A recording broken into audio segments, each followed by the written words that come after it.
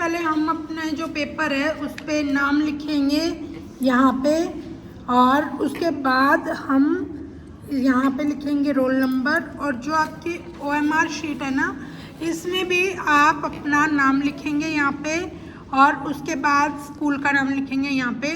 बाकी जो सारी जो आधार कार्ड है, ID है आपकी, और स्कूल की UDIS ID है, वो फिल कर दी जाएगी। तो चलिए अब शुरुआत करते हैं। आज जो हम कर रहे हैं पेपर, वो है पेपर हमारा EVS का, और इसमें आपको जो प्रश्न दिए गए हैं वो इस प्रकार से हैं। सबसे पहले प्रश्न की अगर हम बात करें तो ये है आपका बेटा, इस माह में छोटे भाई का जन्म हुआ, मेरे परिवार में क्या बदलाव आया। मतलब जो माह होता है, महीने को बोलते हैं। तो इस महीने मेरे परिवार में एक छोटे भाई का जन्म हुआ, मतलब कि एक सदस्य नया आया है परिवार में। तो अब यहाँ पे ऑप्शंस को पढ़ेंगे और फिर अपनी OMR शीट में हम फिल करेंगे। मैं पेन से कर रही हूँ, आप पेंसिल से करेंगे। तो सबसे पहला जो ऑप्शन है वो है, मेरे परिवार में सदस्यों की संख्या कम हो गई है। क्या कम हुई है सदस्यों की संख्या? सॉरी, बताइए क्या कम हुई है सदस्यों की संख्या? नहीं हुई है। कोई बदलाव नहीं हुआ। कोई बदलाव हुआ या नहीं हुआ? हुआ है। अच्छा, परिवार छोटा हो गया है? नो। परिवार बड़ा और खुशहाल हो गया है? यस। तो फिर यहाँ पे जो फर्स्ट क्वेश्चन है उसका D हम सर्कल कर देंगे। इसको अच्छे से आप फिल करेंगे। उसके बाद अगला जो प्रश्न है वो है कि सीमा के पालक गण होते हैं, यानी कि जो उसको पाल रहे हैं, उसके माता पिता हैं। उसके माता पिता के पालकों में उसके पिता की माँ नहीं है, यानी कि पिता के पिता क्या हुए? आपके पापा के पापा आपके क्या लगते हैं? दादा। और आपके पापा की माँ आपकी क्या लगती है? दादी। तो इसका मतलब, कहने का मतलब ये है कि दादा तो हैं, लेकिन कौन नहीं है? दादी नहीं है। क्या आप बता सकते हो कि सीमा का कौन नहीं है? तो इसमें से सबसे पहले सीमा है, क्योंकि नीचे से शुरू कर रहे हैं। सीमा के पिता भी हैं और माता भी हैं, ठीक है। उसके बाद जो माता है, माता के पिता भी हैं और माँ भी हैं। तो माता के पिता नाना होते हैं और माता की माँ नानी होती हैं। पिता के पिता हैं, यानी दादा हैं, और पिता की माँ नहीं है। तो कौन नहीं है? सॉरी। तो दादी को टिक करेंगे यहाँ पे, और दादी को टिक करके किस ऑप्शन पे है दादी? ये देखो पहले, घा पे, फोर्थ पे है। तो D को यहाँ पे सर्कल कर देंगे, B मतलब सेकंड क्वेश्चन में। चलो अगला जो प्रश्न है उस पे बढ़ते हैं हम। थर्ड प्रश्न है, नीचे आशु के परिवार का वंश वृक्ष दिया गया है। वंश वृक्ष जो फैमिली ट्री हम पढ़ते हैं ना EVS में, वो है ये। इसके आधार पर 3 और 4 दो प्रश्न हैं, उनके उत्तर देने हमें। विमला माता है, दीनानाथ पिता है। अब विमला माता के सुनीता बहन है, आशु है और राम भाई है। यानी कि आशु के पिता का नाम है दीनानाथ, आशु की माता का नाम है विमला, आशु की बहन का नाम है सुनीता, और आशु के भाई का नाम है राम। तो अब सबसे पहले आप काउंट करके बताइए कि आशु के परिवार में कितने सदस्य हुए? 5 नहीं, 6 कैसे हुए? 5 बिल्कुल, जिसने भी बताया बिल्कुल ठीक बताया है। तो अब पहला प्रश्न है, राम की शादी हुई, उसकी पत्नी का आशु से क्या संबंध होगा? अगर राम की शादी होगी तो उसकी पत्नी आशु की क्या लगेगी? पत्नी कैसे लगेगी? भाभी। Very nice. तो भाभी लगेगी। तो क्या करेंगे हम? भाभी किस ऑप्शन पे है? खा पे। खा मतलब B। तो B को, थर्ड का B हम सर्कल कर देंगे, ठीक है। उसके बाद आगे बढ़ेंगे हम चौथे क्वेश्चन पे, और चौथे क्वेश्चन में पूछा गया है हमसे कि जो राम है उसके बेटे का दीनानाथ के साथ क्या संबंध होगा। तो राम दीनानाथ का बेटा है, यानी कि राम दीनानाथ का बेटा है, तो अगर राम का बेटा होगा तो वो दीनानाथ का क्या लगेगा। आप अपने दादा दादी के क्या लगते हो? पोते। बिल्कुल ठीक, पोते लगते हो। तो बेटा होगा तो पोता और बेटी होगी तो पोती, लेकिन यहाँ पे बेटा पूछा है, बेटी नहीं पूछा। तो अब बताओ कौन से ऑप्शन पे पोता है? का पे। तो का को यहाँ पे टिक करके, और का मतलब है ए ऑप्शन है, तो 4 का ए ऑप्शन को हम सर्कल कर देंगे। समझ में आ रहा है सबको? चलो 5th क्वेश्चन पे पहुंचते हैं। जब कुछ मेहमान आपके घर आते हैं तब आप अपने माता पिता की मदद किस प्रकार करते हैं? अलग कमरे में बैठ जाते हैं आप? नहीं। माता पिता को अपने साथ खेलने के लिए बोलते हैं? बाहर जाने की जिद करते हैं? माता पिता की काम में मदद करते हैं?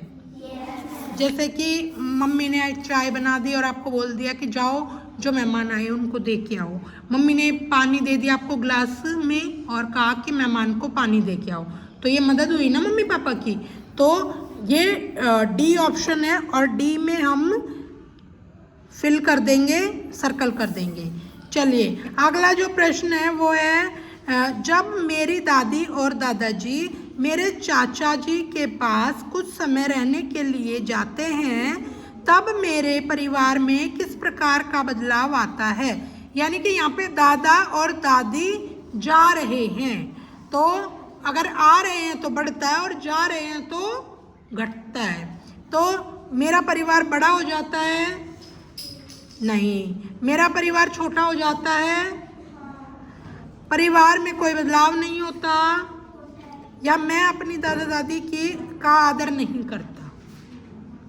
तो वैसे तो यहाँ पे जो एक्ट है वो है बी, लेकिन अगर आपके दादा दादी आपसे झगड़ा करके जा रहे हैं तो इसका मतलब है कि आप उनका आदर नहीं करते।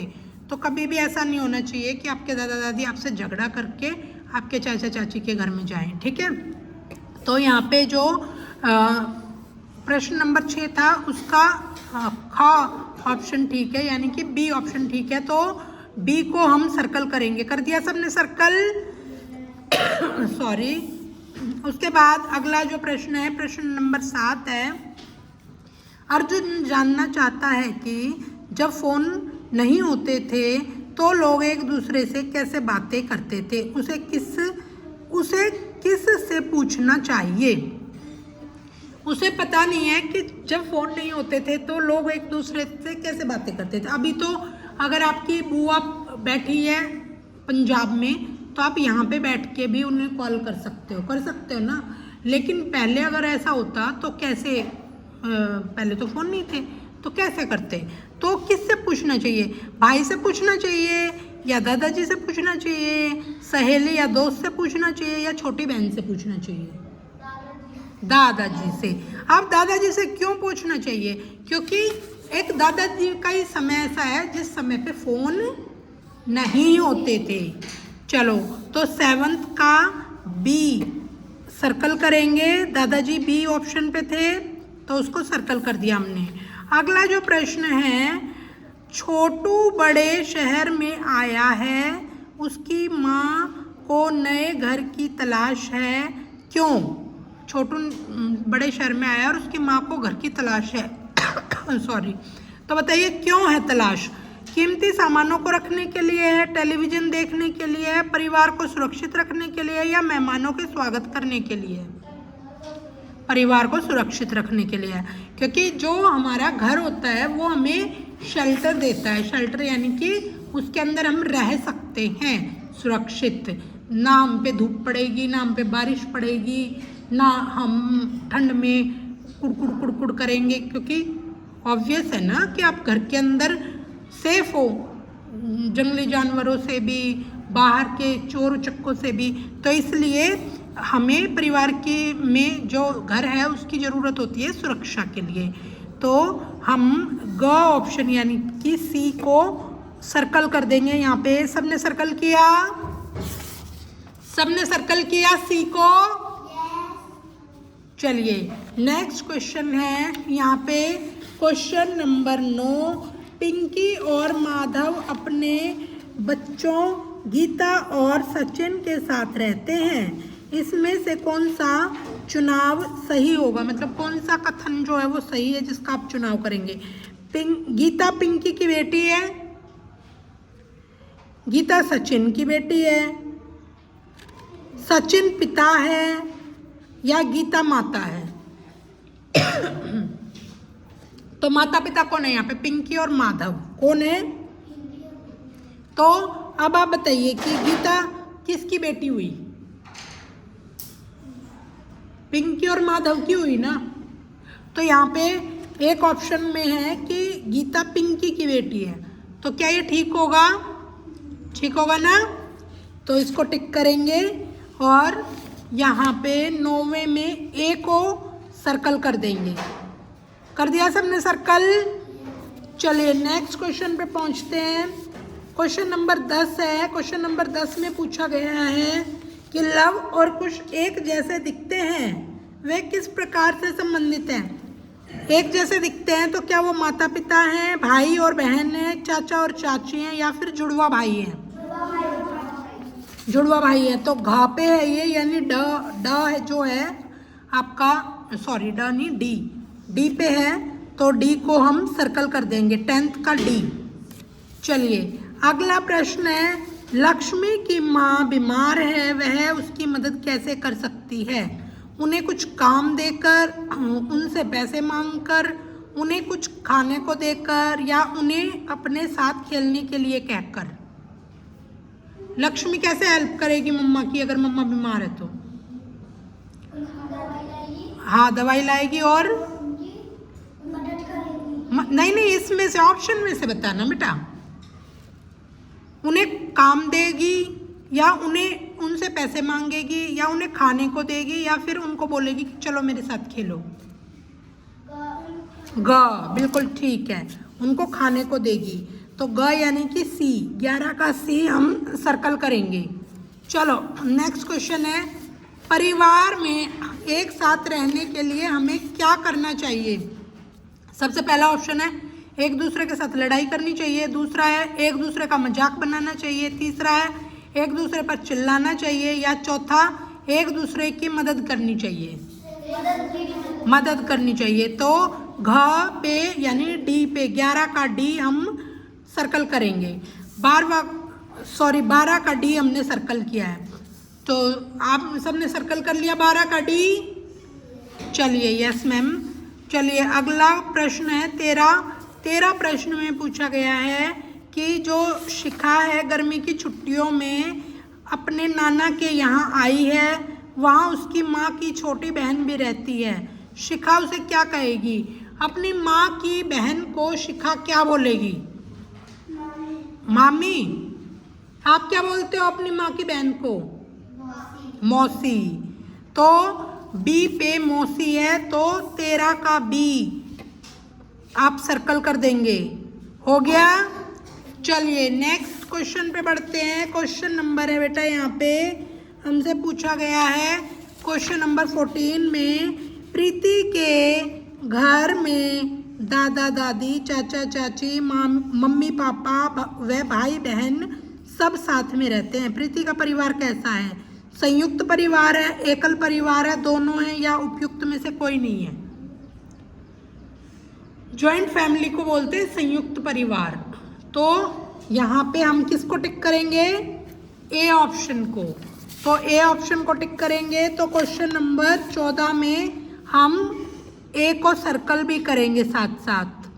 चलिए प्रश्न नंबर 15 पे बढ़ते हैं। कविता का परिवार एकल परिवार है, बताओ निम्न में से उसके परिवार में कौन रहता है। देखो अभी हमने ऊपर वाले क्वेश्चन में पढ़ा कि संयुक्त परिवार में माता पिता और बच्चों के साथ साथ उनके रिश्तेदार भी रहते हैं, जैसे चाचा चाची, उनके बच्चे, दादा दादी।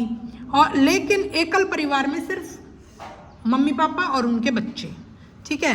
तो अभी यहाँ पे कविता का जो परिवार है वो एकल परिवार है, तो उसमें कौन कौन रहेगा देखते हैं। कविता, उसके माता पिता, चाचा चाची और बच्चे रहेंगे नहीं। कविता, उसकी माँ, भाई, नाना नानी, 2 मामा मामी और बच्चे। क्या ऐसा होगा? नहीं। कविता, उसकी माँ, पिताजी व भाई। क्या ऐसा होगा? होगा। मैंने क्या बताया? 2 बच्चे, 2 या 2 से ज़्यादा हो सकते हैं बच्चे, लेकिन माता पिता के साथ सिर्फ बच्चे रहेंगे। तो सी वाला ऑप्शन हमारा ठीक है। और 15वां क्वेश्चन है ये, तो इसमें हम सी को सर्कल कर देंगे। चलिए नेक्स्ट क्वेश्चन है क्वेश्चन नंबर 16। निम्न में से संयुक्त परिवार में नहीं होता है। क्या नहीं होता है? सुरक्षा नहीं मिलती है, सुरक्षा मिलती है पहली बात, तो ये तो गलती हो गया क्योंकि उन्होंने पूछा नहीं मिलता है, तो सुरक्षा तो हमें मिलती है। बुजुर्गों की देखभाल होती है, तो उन्होंने पूछा नहीं होती है और यहाँ पे है होती है, तो ये भी गलत हो गया। घरेलू कार्यों में सहयोग मिलता है, तो वहाँ पे नहीं है, यहाँ पे है, तो ये भी गलत हो गया। स्वयं पर सारी जिम्मेदारी होती है, तो ये ठीक होगा कि स्वयं पर सारी जिम्मेदारी नहीं होती। ये जो है ये आंसर ठीक होगा डी का। तो जिम्मेदारियां बट जाती हैं।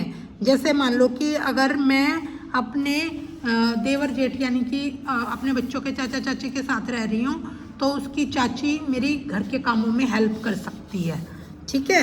या आपके मम्मी पापा की आपके चाचा चाची हेल्प कर देंगे, दादा दादी हेल्प कर देंगे। तो अगला प्रश्न है बेटा, जब माता पिता दोनों नौकरी करते हैं वह अपने बच्चों को पर्याप्त समय नहीं देते हैं, तो बच्चों को किसका अभाव महसूस होता है?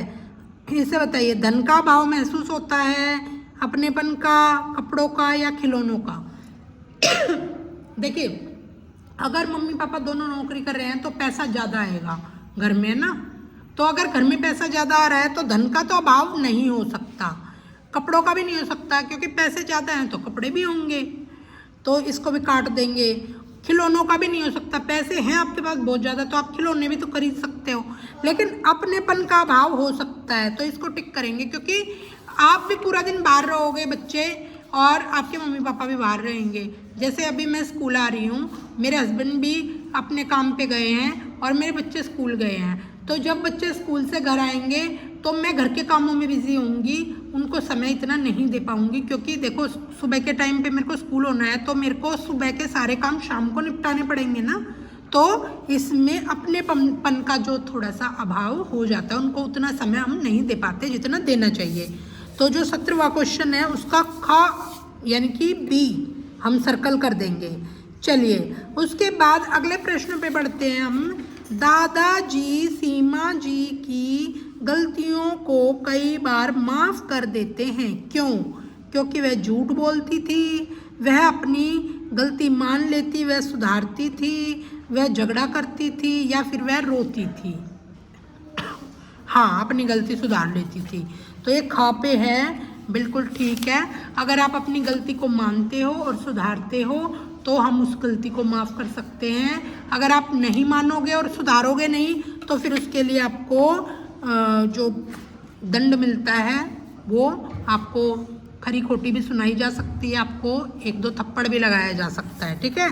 तो 18वां जो क्वेश्चन है उसका हमने देखा कि बी वाला जो ऑप्शन है वो ठीक था, तो हम बी को सर्कल कर देंगे। लास्ट क्वेश्चन है इस सेट का। संयुक्त परिवार में घर के कार्य जल्दी खत्म हो जाते हैं, सभी लोग हंसते हुए साथ में समय बिताते हैं, क्योंकि काम कम होता है, काम सब मिलकर करते हैं सॉरी, सब अपना अपना काम नहीं करते, या फिर काम होता ही नहीं है। बताइए क्या होगा?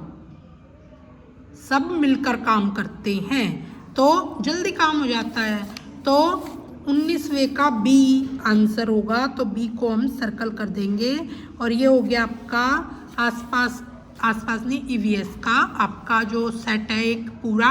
तो इस तरह से आप अपने जो भी आपके पेपर्स आपको डेली दिए जा रहे हैं उनको सॉल्व करेंगे, और सॉल्व करके और याद भी करना है, ठीक है। चलिए।